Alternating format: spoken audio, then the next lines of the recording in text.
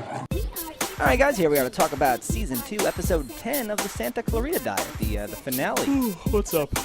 So how did you like this as a send-off? It was okay. I know they're having like another season, which is what kind of like saves and stuff like that. I'm already okay with whatever they did because I know a third season is coming. And I thought it was weird, but I thought that was okay because every character in the scene was like, "This is weird," and I was like, "Okay, that's fine."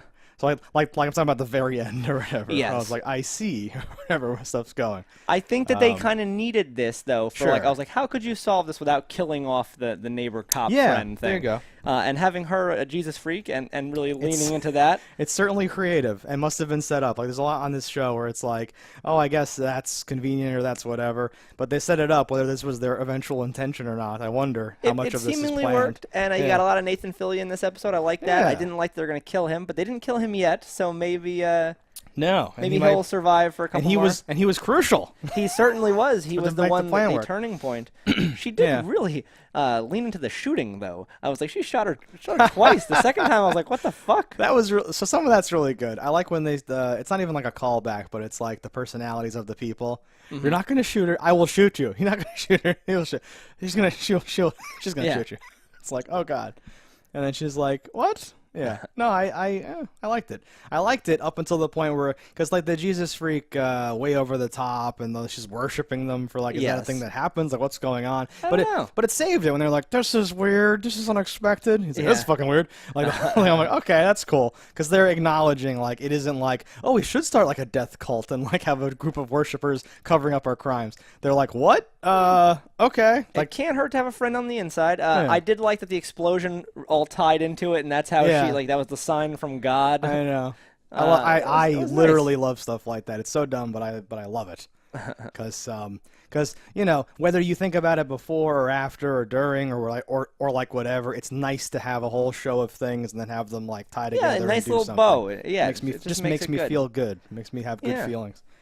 We got our two lovebirds are like, potentially together going into season 3, and that's nice. So that was awesome. Like having it be, and that's what a season finale should kind of be, right? Now we have a thing, we're fucked, and like we have to go, and all that stuff, and like, wait, it's really happening. Oh my god, it's really happening. Oh my god, and they have little sentimental things. It was always going to be me, honey, right? But then like them going pushes all the characters to do all these drastic things, and it like justifies all this like development. Which we didn't get a real Mr. Ball Leg payoff though. No, they're saving all this, right? I know. I would have liked a little taste. Poor man's something. Donald Loge or whatever is not around with his girlfriend. It felt a little strange that there wasn't a button or something at the end, just like a little something. It feels like I understand it. Yeah. Because you had like the button you end up ending on is just it sews it up so nicely to end on like this is weird, like so that it would have maybe cheapened it to then cut to a little. All right. So now we must kill them. It feels like the middle thing of a trilogy, right? Where it feels like we're now, here, and we have to do going into fighting two people trying to murder our main character is nice to have a cop on the side, though, because then she could jam them up or shoot them if need be. Well, now they're going to have to manage all this stuff where they don't really think there's anything godlike about it. They're looking for, like, tainted clams, but now she's going to be like, oh, and all that stuff about it and all that stuff. So we have a whole nice... Yeah, it's going to be more awkwardness with Joel, I'm sure, hiding what's really happening and saying what isn't. Yeah, because he still has to hide stuff, right? And that's his strength. Perfect. He has a great way of delivering lines and being awkward and hiding things. Yeah. Oh, Timothy. So and that was perfect, that her painting his nervous neighbor, and he's like... Yeah, and then he's doing that face. I don't do that face. Just like you're doing it right now. Yeah. No, I want that to be hanging in their house in the next season, because they have it. I think it will be. I'm hoping. I mean, that's perfect. I think we'll have an episode begin on that painting and then cut to Joel being like, I don't know, Sheila. Oh. Yeah. Yeah.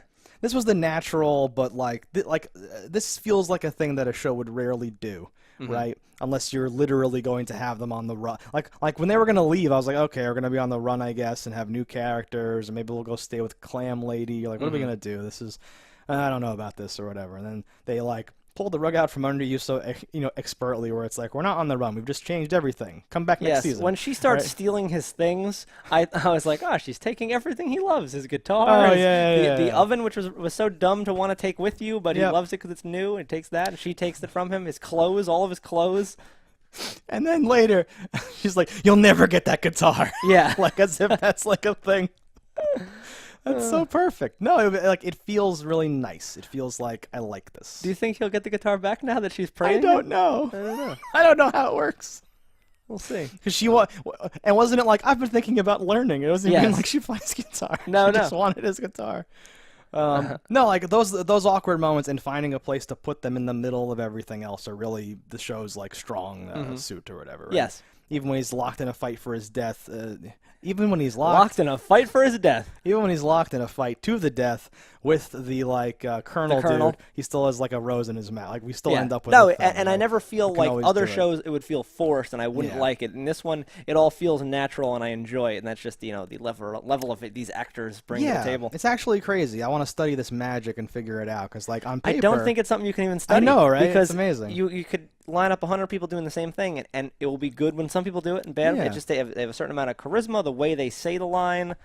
Like we've seen that where like we think a line is good and you hear somebody say it and you're like, well, they didn't say it right. No. Yeah, because I think on other shows, right, you'd be like, how is the cop not doing this? Wait, she's just taking this? Like, well, why are we doing it'd be this like thing, right? But it was so funny here. It was so good. Yeah.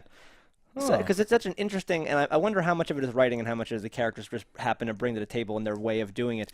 But it has a weird assortment of characters that really fit so nicely into this puzzle. Yeah, like good thing she's not a bowler. With this thing in the bowling thing. Yeah. Yeah. So it was all about the phone messages. That whole thing was funny too. Yeah. That reminded me of like other shows. Comedies or like serious ones, like a Dexter would do something like this, where there's like evidence waiting to ruin you, and you have to figure out, right? But this like again like twists it. Yeah, it's like comic or said it was a shitty old phone. A criminal genius that bought the cheapest phone. And then she was like, "I know, it's so smart, right?" And all that stuff. And he's like, "Not now, honey," doing these things like it's pretty good. The only thing I didn't really like was the jingling like bracelet thing. That was so telegraphed. Because it wasn't something that she wears all the time. If it would have been something she had all the time, I would have been like, okay, it's come back to bite her. But it didn't mean anything for me. So like when she also gave it away, I was like, if it would have been like oh, these are my mother's. They talk about them in the first episode, and she wears them all the time. Then it would. But it was something so shoehorned in there just to have a thing. Did you like roll your eyes when she like they like record the message and she does this? And I was like, I rolled my eyes like, gee, I wonder if that's gonna be a thing.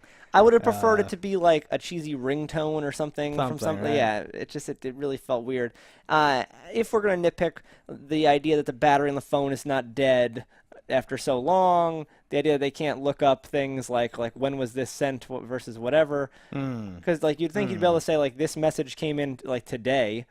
That was the point of it, was that they were still alive and the message was today or whatever. No. Yeah. I know, but if the message came in today, doesn't none of that make sense? And the message wouldn't necessarily have to come in, like, the message could have been old and just saying, hey, Dan, we're in on this, we're going to meet in Mexico. Yeah. It could be a month old.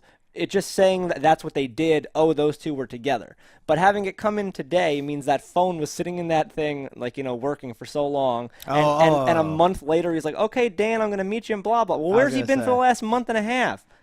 Just counting his money or something. I guess it just felt a little weird. It felt like a child's plan, which is what it was pretty much. Yeah, I agree about the phone in like the weapons locker and all that stuff, right? Because you would think even a flip phone only has a few days of charge, something like that. I would argue up to a week and a half on a flip phone, just because like they don't do anything. Yeah, but this has been forever. It's been a shockingly short amount of time. It's been multiple seasons. It didn't but it's still only been like a few weeks, I think, on in like Showtime.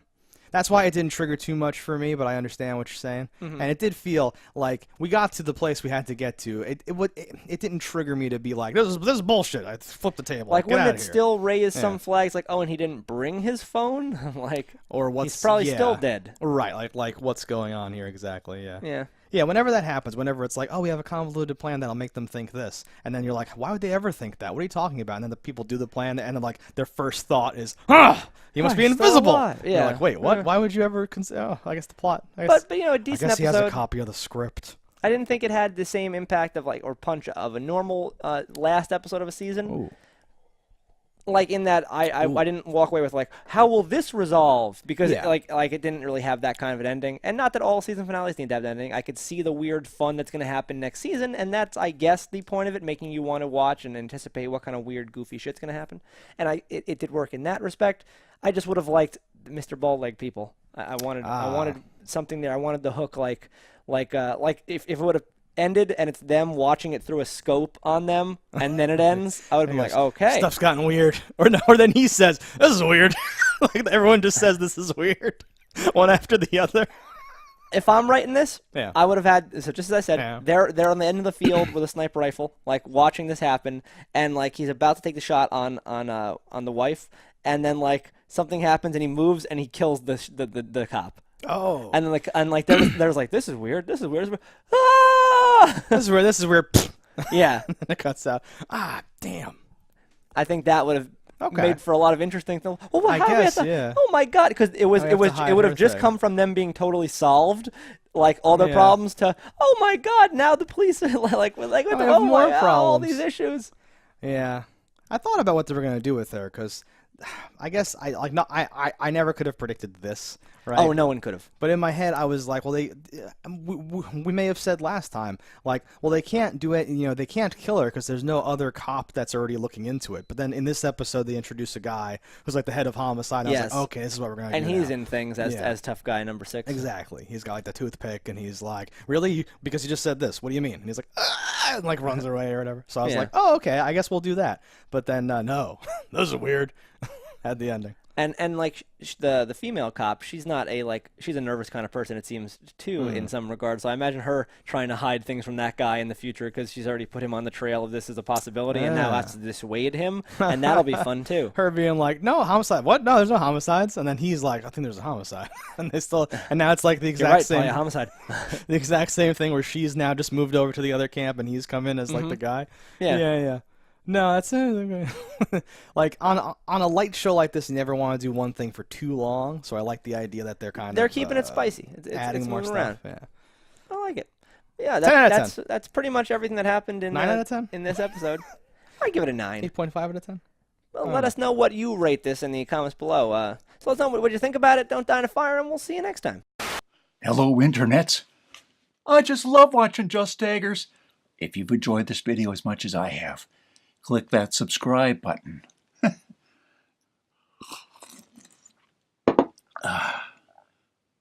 Peace out, homies.